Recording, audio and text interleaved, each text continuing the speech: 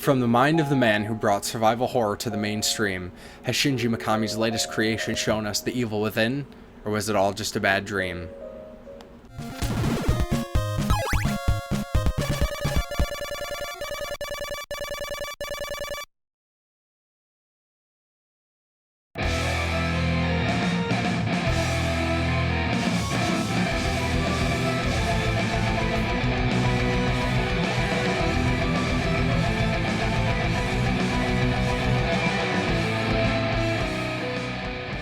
Church here, and welcome to the Game Grinder. Today we'll be reviewing The Evil Within. Unfortunately, I don't have a capture card just yet, so for this review I'll be using the game's trailer for the sake of visual demonstration. The Evil Within is a third-person survival horror game developed by Tangleworks, a fledgling studio created by Shinji Mikami, who's most well known for directing the earliest installments of Resident Evil and solidifying the survival horror genre as a staple of modern gaming. It was released in October of 2014 for the PlayStation, Xbox, and PC.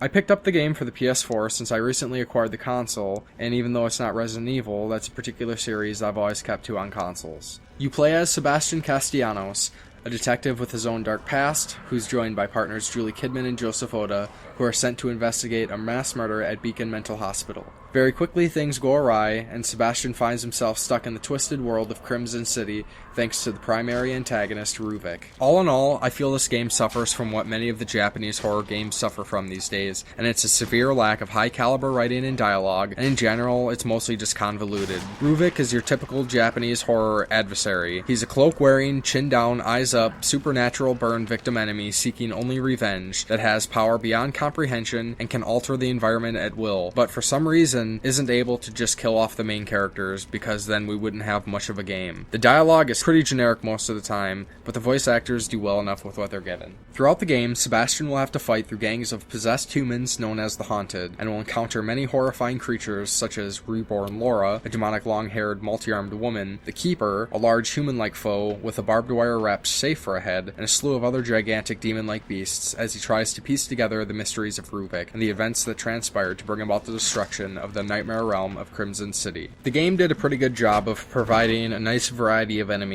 despite 5 or 6 different groups of the Haunted looking pretty much the same at the first glance. Boss encounters are intense, with a few particular meetings being absolutely wicked, and oftentimes a reflection of the game's general presentation of insanity, leading up to the penultimate display of insanity at the end, with giant brains wrapped in barbed wire with the accompaniment of the typical tentacle beast. Yup, definitely sounds like a Japanese game. As you explore, Sebastian will come across the typical weapons of the survival horror genre, such as pistols, a shotgun, a sniper rifle, and a multi-use agony crossbow. Additionally, you'll find syringes to restore health, gel from enemies to upgrade basic skills and weapons, and hidden keys to open safes for extra supplies. The game tries to keep you in a heightened state of anxiety, making ammo conservation a high priority, but keeps you stocked up enough throughout. The story handles transitions from one area to the next in a pretty unique way, usually in some sort of nightmarish-like event such as getting pulled through floors or getting attacked by the main antagonist. Fortunately, throughout the game you are able to look into broken mirrors and transition to Safe Haven, an isolated small section of a mysterious asylum where you'll typically be greeted by a cryptic nurse, Tatiana, and where you can save, purchase upgrades, and learn additional backstory about the characters in the game through newspaper clippings, missing person reports, and journal entries. As you progress through the game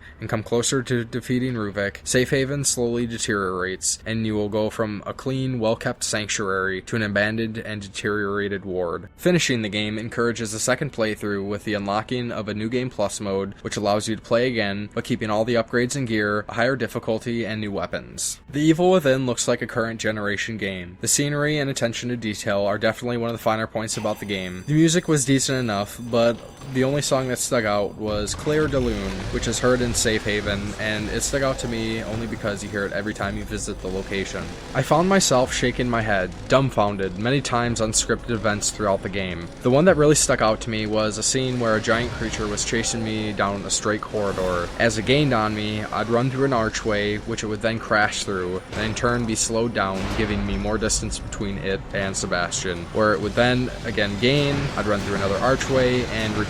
After running through about 5 or 6 archways, maze. I ran through another, which happened to have a metal door, which of course Sebastian then closes, and the giant creature then suddenly stops its pursuit. At that moment, I threw up my hands in the air, and the only thing I could think was, are you fucking kidding me? These sorts of events are plentiful throughout the entire game. Another series of events that really ended up annoying the hell out of me is that Sebastian is just supposed to be a regular, realistic guy, yet throughout the game he's constantly tossed around like a ragdoll, slammed through walls and collapsing floors, yet he just gets up and brushes himself off like nothing happened. Although the run-of-the-mill undead-like enemies can kill you by stabbing him or biting him to death. This brings me to my next point on the game. I found it challenging but very, very frustrating. This game is punishing. You will die a lot. Many enemies will kill you in a single strike, or a scripted evisceration of Sebastian. In a majority of non-standard enemy encounters, you'll be killed because you don't know what to do right away, and it's likely this will happen a few times before you finally figure out how to proceed, and this happens throughout the entire game. On top of that, the game makes good use of insta-kill traps. In a game that took me 16.5 hours to complete, I died 91 times. The game even tells you how many times you died at the end. Usually games like this are teaching you how to survive its perils, but this one doesn't have that slope of learning and surviving. You fuck up, you're dead. Get used to playing through the same 5 minutes between checkpoints over and over and over. I will say though, despite me being incredibly frustrated at times, there was almost this retro game difficulty feel to it all, which kept me determined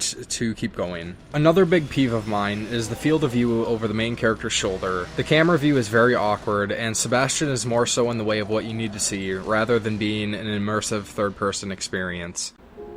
All in all, The Evil Within is a decent game, but not the survival horror masterpiece I've heard it claimed to be.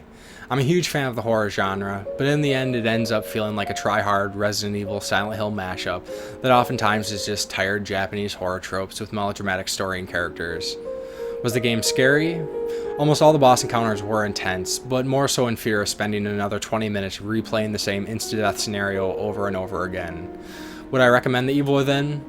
I think for those who would say they're fans of the genre, I'd say it's worth playing, but perhaps for the average gamer, maybe not. Personally, I'm conflicted between liking the game and an overall sense of apathy towards it. It had some great moments and it had some really dumb moments. On a scale of 1 to 5, 1 being hated it, 5 being loved it, I'm going with a 2.5 on The Evil Within. Thanks for checking out my review of The Evil Within.